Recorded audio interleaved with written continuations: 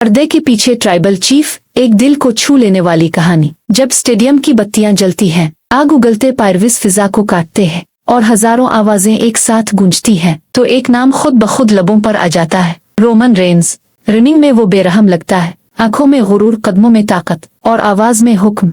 मगर रनिंग के पीछे वो सिर्फ एक शौहर है, एक बाप है और एक ऐसा इंसान जो हंसी भी जानता है और दर्द भी। गलीना बीकर, खामोश ताकत। रोमन की जिंदगी की असल ताकत है गलीना बीकर। वो कैमरों से दूर रहती है, मगर उसके बगैर रोमन की कहानी अधूरी है। एक रात रोमन सख्त ट्रेनिंग के बाद घर आया, कंधे दुख रहे थे, जहन थका हुआ था। गलीना ने मुस्कुरा कर कहा, आज कितने सुपरमैन पंच मारे और खुद को कितना नजरअंदाज किया। रोमन हंस पड़ा। वो जानता था रनिंग में वो ट्राइबल चीफ है, मगर घर में चीफ गलीना है, दी शील्ड भाई जो वक्त नहीं भूलता।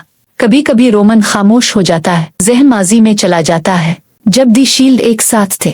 वो दिन, वो सफर, वो हंसी। एक बार बैक स्टेज मैच से पहले सेठ ने मजाक में कहा, अगर बरूक ने उठा के फेंका तो रोमन पहले गिरेगा, हम बाद में। रोमन ने जवाब दिया, कोई बात नहीं, कम अज कम बरूक के ऊपर तो गिरेंगे। तीनों जोर से हंस पड़े। दी शील्ड सिर्फ टीम नहीं थी, वो भाईचारा था। बरूक लिसनर, खामोश एहतराम। बरूक लिसनर, वो नाम जिससे लाकर रोम भी खामोश हो जाता है। लोग कहते हैं सब इससे डरते हैं, मगर रोमन के दिल में खौफ नहीं, सिर्फ एहतराम था। एक सख्त मैच के बाद बरूक ने रोमन की तरफ देखा और कहा, तुम लगते हो से ज्यादा मजबूत हो।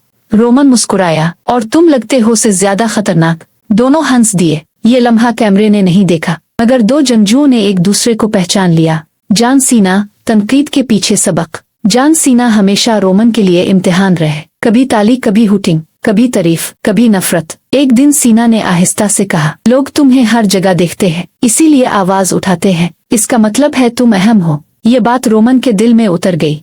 घर आकर उसने गलीना को बताया। गलीना हंस कर बोली, तो मतलब तुम मशहूर हो और थोड़े अनोइंग भी। रोमन कहा लगाकर हंस पड़ा। जज्बाती सच, चीफ भी इंसान होता है। चैंपियनशिप, शो, शोहरत, सब अपनी जगह, मगर रोमन ने बीमारी से भी जंग लड़ी, खुद से भी और तकदीर से भी। एक रात इसने गलीना से पूछा, अगर कल WWE खत्म हो जाए तो? गलीना ने फौरन जवाब दिया, तो भी तुम मेरे हीरो रहोगे, बेल्ट हो या ना हो। रोमन की आंखें भर आईं। रनिंग में वो कभी नहीं रोता। मिजाहिया अंजाम, असल हेड ऑफ द टेबल। एक फैमिली डिनर पर रोमन ने मजाक में कहा, I am the head of the table. Galina ने बच्चों की तरफ देखा और बोली, मैं वो मेज हूँ जिसके बगैर ये हेड खड़ा भी नहीं रह सकता। पूरा कमरा हंसी से गूंज उठा। रोमन ने फौरन हार मान ली। कहानी का सबक, रनिंग में रोमन रेंस फाते है, मगर जिंदगी में इसकी असल जीत है गलीना का साथ, दी शील्ड की दोस्ती, बरूक का एहतराम, जॉन सीना की सच्चाई और मद्दाहों का प्यार। ये कहानी सिर्फ रेसलिंग की नहीं, ये एक इंसान की कहानी है। मगर इस रात ट्राइबल चीफ खामोशी से रू पड़ा। पर्दे के पीछे ट्राइबल चीफ पार्ट 2। जब माजी वापस आया। कभी कभी जिंदगी में सब कुछ ठीक चल रहा होता है, लेकिन दिल के किसी कोने में कुछ अधूरा सा रह जाता है। यही हाल था रोमन रेंस का। चैंपियनशिप थी, इज्जत थी, मद्दा थे, खानदान था, मगर कहीं ना कहीं दी शील्ड की कमी महसूस होती थी। एक फोन कॉल जो सब बदल गई। एक रात रोमन अपने बच्चों को सुलाकर बालकोनी में खड़ा था। फोन बजा। स्क्रीन पर नाम आया, सेथ रॉलिंस। रोमन ने हंसते हुए फोन उठाया। क्या हुआ? अब किसने क्या तोड़ दिया? दूसरी तरफ आवाज आई, बस याद आया, कभी हम तीनों दुनिया के खिलाफ थे। चंद सेकंड खामोशी रही, फिर रोमन ने आहिस्ता से कहा, हम अब भी हैं, बस अलग अलग खड़े हैं। गलीना का सादा मगर गहरा सवाल। रोमन फोन रख कर अंदर आया। गलीना बेकर ने चेहरा देखते ही समझ लिया। इसने बस एक सवाल किया, क्या तुम मुस्करा रहे हो? मजबूत बनने की कोशिश कर रहे हो? रोमन हंस दिया, मगर आंखें नम थीं।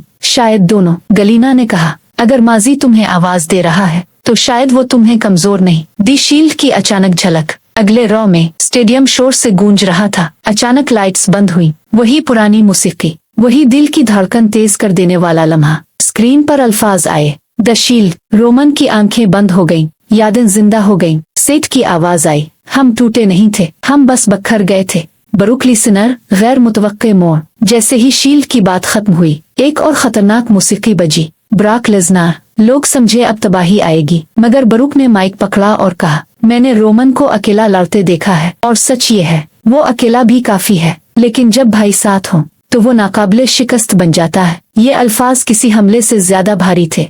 जॉन सीना का सच, आखिरी आईना। अचानक एक और नाम गूंजा, जॉन सीना। सीना मुस्कुराते हुए आया और बोला, मैंने एक बात सीखी है, वक्त किसी को नहीं बदलता, वक्त सिर्फ असल चेहरा दिखाता है। इसने रोमन की तरफ देखा। और तुम अब भी वही लड़के हो जो सबकी हिफाजत करना चाहता था। रोमन ने सर झुका लिया।